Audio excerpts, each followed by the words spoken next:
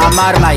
ये दुनिया में सबसे अच्छा आदमी के बा? तहार बाबू। और सबसे खराब आदमी? हमार बाबू। अच्छा एगो और बात बताई, ये दुनिया में सबसे आज्ञाकारी लड़का के बा? तहार भाई। और सबसे बदमाश लड़का?